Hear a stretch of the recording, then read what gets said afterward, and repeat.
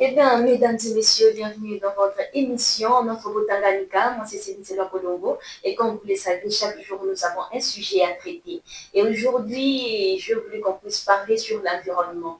Hein? On voit, il y a tant de choses, tant de problèmes qui se passent surtout ici dans la province du Tanganyika. Et je souhaitais de parler avec coordonnateur de la division provinciale de l'environnement que je dis bonjour, monsieur. Bonjour, madame la journaliste. Lui, c'est André Matala qui va nous donner quelques expériences depuis qu'il a été coordonnateur ici au niveau de l'environnement. Et messieurs, dites-nous quels sont le défi que vous rencontrez, que vous faites face, surtout ici au niveau provincial. Effectivement, madame la journaliste, dans chaque secteur, il ne manque jamais des défis. Et là, comme nous sommes du service de l'environnement, nous avons différents défis.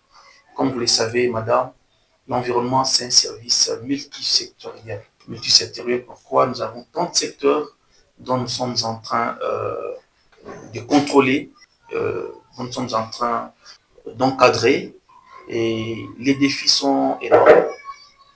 C'est notamment dans les secteurs de, par exemple, je prends un exemple, dans les secteurs de l'assainissement, nous avons des sérieux défis, les comportements de la population.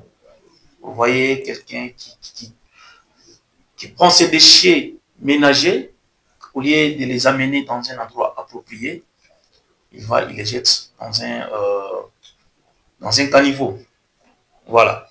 Alors, tout ça, ce sont des défis. Vous voyez quelqu'un qui prend ses déchets, au lieu de les envoyer, de les jeter dans une décharge primaire, il les jette dans la rue, dans le trottoir. Nous savons par exemple les secteurs, soit les domaines de la gestion forestière, les domaines forestiers, n'est-ce pas? Les gens qui, au lieu de venir s'acquitter normalement de leurs devoirs civiques, ils se lancent dans la forêt dans une forme de clandestinité. Il y a autant de défis que je ne saurais pas terminer parce que le secteur est trop vaste. En fait, c'est quelques défis-là que nous sommes en train de voir dans notre province. Mais néanmoins aussi, comme je vous l'ai dit, nous sommes un secteur multisectoriel. Nous avons aussi les pêcheurs dans le cadre de la biodiversité, la conservation de notre biodiversité. Vous voyez des pêcheurs qui se livrent à la pêche avec des filets prohibés, des filets à mailles prohibés, avec des moustiquaires. Et quand ils vont dans le lac, eh ben, ils prennent tout, et même les alevins, et même les œufs de poisson. Et parlons de la réglementation de la pêche, madame, je parle du respect des zones des frayères. Les zones des frayères sont considérées comme des maternités des poissons. Et quand vous vous livrez à une exploitation dans une zone des frayères, vous prenez tout ce qui se trouve et le poisson n'a plus de place où il peut pondre les œufs pour une future génération. Il y en a autant, il y a autant de défis que nous devons citer, mais quelques-uns sont là. Merci. Et monsieur, dites-nous, quelles sont les politiques que vous mettez en place pour protéger l'environnement, surtout ici dans la province du Tanganyika, et aussi comment sont-elles appliquées? Oui, merci beaucoup. Nous avons différentes politiques et pour vous rappeler, nous devons nous aligner sur les actions prioritaires du gouvernement provincial. Ce sont les actions qui sont les actions du gouvernement qui sont notre tableau de bord.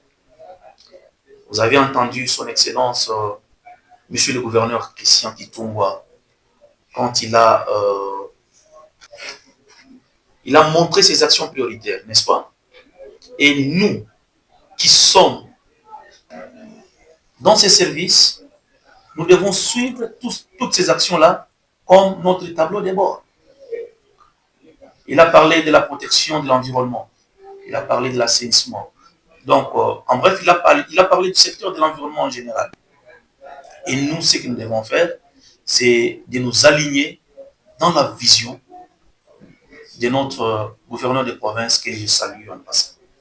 Et dites-nous, aux personnes là, il y a des personnes qui ne respectent pas les règles de votre division. Est-ce qu'il y a des sanctions du fonds casque si une personne ne respecte pas les règles de l'environnement et doit être sanctionnée? Merci. Bien, vous le laissez seulement comme ça. Merci beaucoup, madame. Nous avons plusieurs casquettes. Notamment, nous avons la possibilité, ou soit nous avons des prérogatives pédagogiques de communiquer avec la population, de parler avec la population, d'éduquer la population en matière de l'environnement. C'est par exemple, quand nous sensibilisons sur les dossiers, soit les problèmes de réchauffement climatique, nous donnons la possibilité aux gens, nous sensibilisons la communauté, soit la population, à planter les arbres pour pallier aux effets néfastes du changement climatique. Nous avons aussi cette pédagogie-là d'enseigner aux gens comment traiter les déchets, comment éliminer les déchets, comment transporter les déchets jusqu'à la décharge publique, parce que nous en avons deux décharges publiques.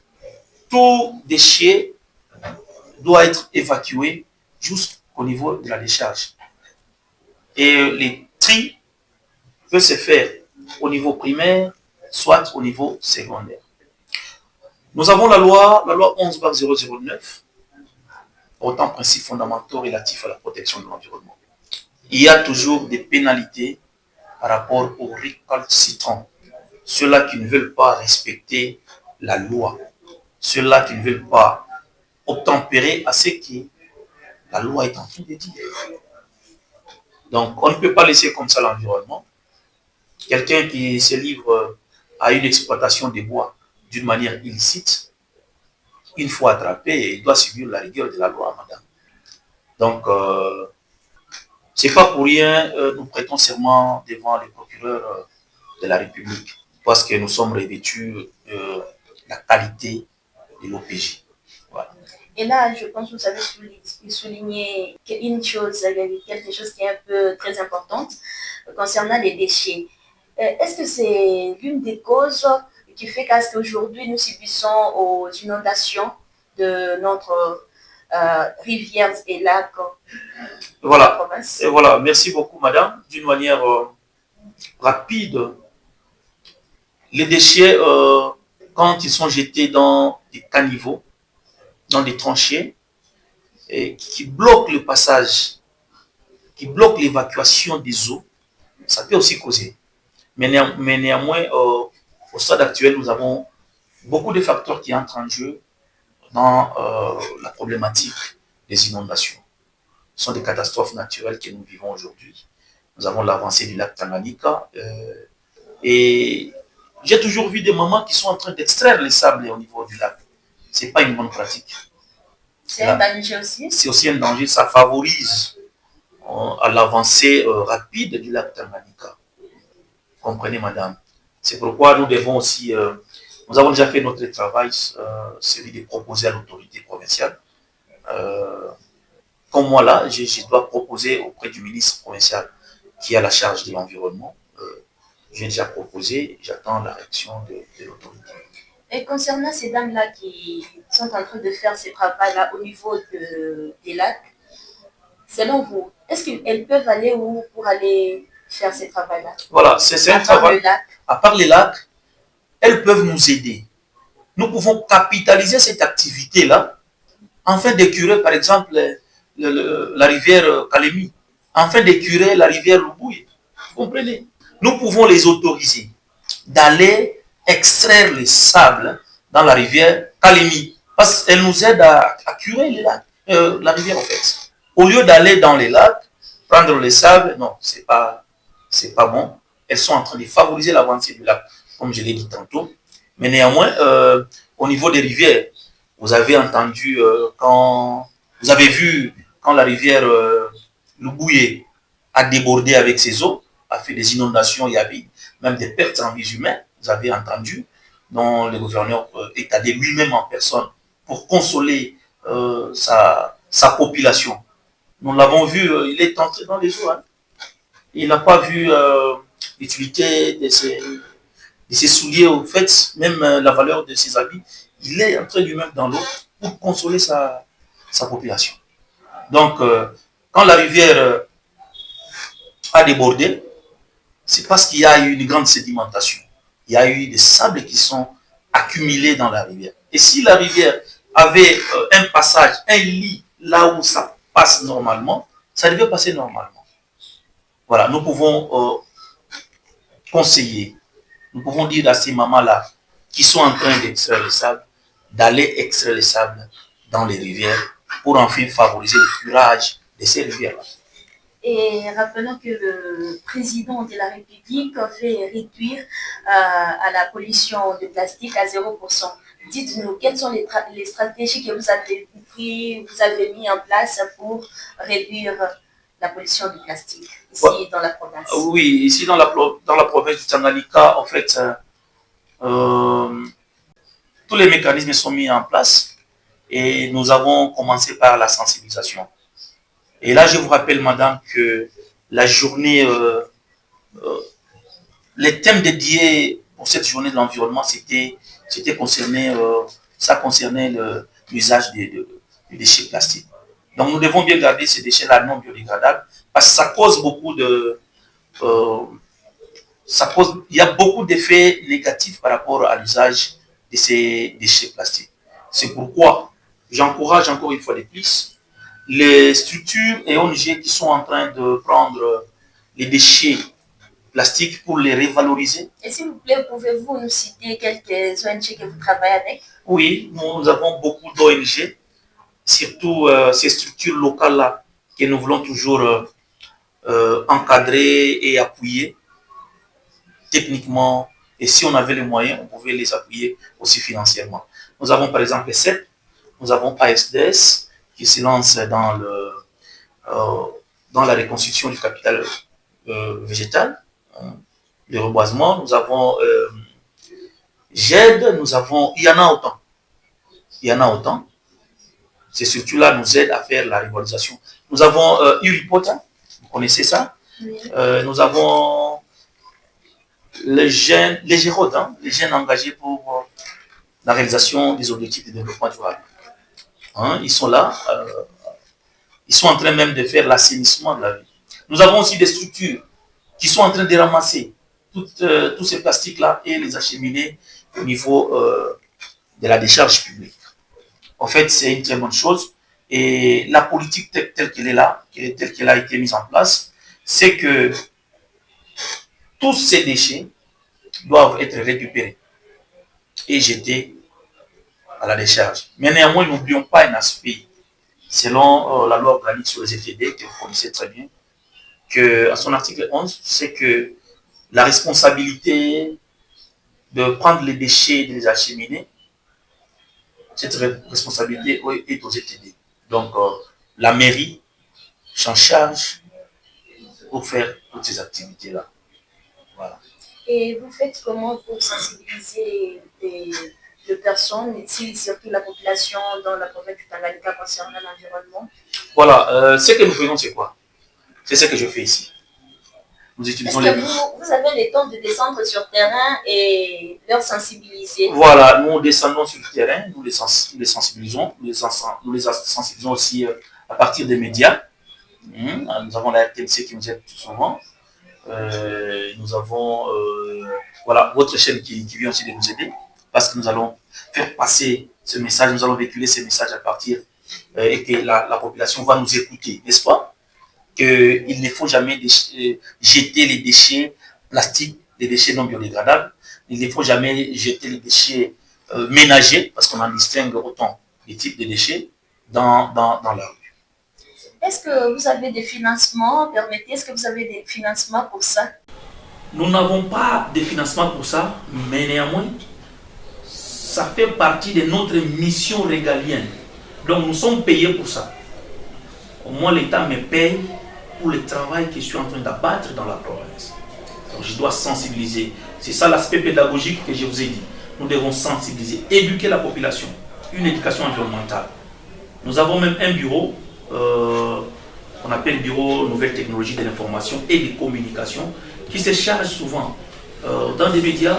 Ce bureau-là monte à la RTNC, il y a telle radio. Nous avons des programmes comme ça et nous véhiculons le message par rapport à l'éducation environnementale dans la province du Tanganyika. Et monsieur, rentrons d'abord, il y a toute une partie de la ville de Kalemi pour le moment est inondée. Oui, et étant coordonnateur de la division provinciale de l'environnement, qu'est-ce que vous comptez faire sur cette place-là et surtout sur la place Coco Beach en venant jusqu'ici, voire même à l'aéroport? Est-ce qu'il y a quelque chose que vous avez mis en place pour aider la partie là? Voilà, merci beaucoup madame. Nous ne sommes là que pour l'environnement. Nous ne sommes là que pour l'environnement. Et je vous ai dit que ce sont des catastrophes naturelles que nous vivons aujourd'hui, n'est-ce pas? Il y a l'augmentation des eaux, pas seulement ici au Tanganyika, pas seulement à Kalemi, mais partout dans le monde entier. Il y a augmentation des eaux. Ce qui fait assez que nous aussi, nous subissons ces mêmes effets-là, n'est-ce pas? Il y a l'eau qui avance. C'était l'année passée, nous avons pris une décision de descendre sur terrain. C'était le 5 décembre, à l'occasion de la commémoration de la Journée internationale de l'arbre. Vous nous avez vu avec l'excellence ministre provinciale de l'environnement. Nous sommes descendus sur le terrain. Nous avons pris des initiatives pour reboiser cet espace-là. Chose qui a été faite. Même au niveau de la MONUSCO, avec le responsable de Coco Beach, l'honorable, j'ignore un peu son nom, je m'excuse, le responsable de Coco Beach, il nous a aidé à reboiser une grande partie. C'est les jours où nous sommes allés reboiser même au niveau de l'école de la police. Nous avons fait un travail de titan. Voilà. Donc, en ce qui nous concerne, nous faisons des activités pour, tant soit peu, réaliser ce que nous devons réaliser en matière de l'environnement. Question des eaux dans la ville, oui, c'est normal. C'est normal quand il y a inondation. Il y a l'avancée des eaux du lac Tanganyika. Auparavant, ce n'était pas comme ça. Et ça a avancé jusqu'à tel point que ça fait c'est pas de la magie, c'est pas de la sorcellerie.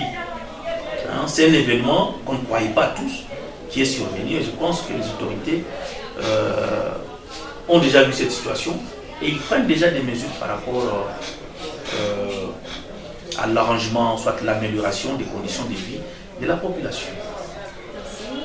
Et voilà, mesdames et messieurs, dans votre émission Notre Beau Tanganyika, aujourd'hui nous parlons sur l'environnement et la personne qui est devant vous, c'est Céline Colombo. Et je suis avec le coordonnateur provincial de la division de l'environnement qui nous parle sur l'environnement.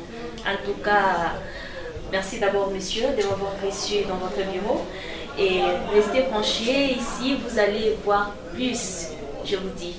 En tout cas, ça c'est une promesse, vous allez voir plus pour vous aider dans d'autres choses parce que nous faisons des choses que nous ignorons de fois. Hein, vous avez les déchets, en tout cas, veillez le mettre bien. Hein, pour ma déchet inastahili kutupiwa et le reste inastahili kumunguziwa. Ça sera bien. Na kutupa c'est pas n'importe où, non. Veuillez choisir quelques parties où vous allez commencer à goûter les bouchafs. C'est une bonne chose. Et monsieur André Matala, dites-nous votre dernier mot pour la sensibilisation de la population de la province du Tanganyika. Merci beaucoup, madame la journaliste. Par cette occasion, je sensibilise toute la population du Tanganyika en général et celle de Kalemi en particulier par rapport à la gestion rationnelle de nos forêts. Quand je parle de la gestion rationnelle de nos forêts, c'est que d'une manière ou d'une autre, nous utilisons tous la forêt. Madame, vous utilisez aussi la forêt. N'est-ce pas? Comment ça? Vous préparez avec la braise, n'est-ce pas? C'est la forêt. Hein? Donc, utilisons rationnellement la forêt. La braise makala que nous utilisons, nous devons bien utiliser ça. Parce qu'utiliser ça abusivement, utiliser ça en grande quantité, ça veut dire utiliser les produits forestiers en grande quantité, c'est que nos forêts doivent se perdre rapidement. Vous comprenez? Vous voulez aujourd'hui utiliser un demi-sac, non. L'utilisation rationnelle de nos forêts, ça c'est un. Nous devons savoir comment gérer nos déchets. Évidemment, les déchets ménagers. Tout homme produit, chaque ménage, voulais-je dire, chaque ménage produit des déchets.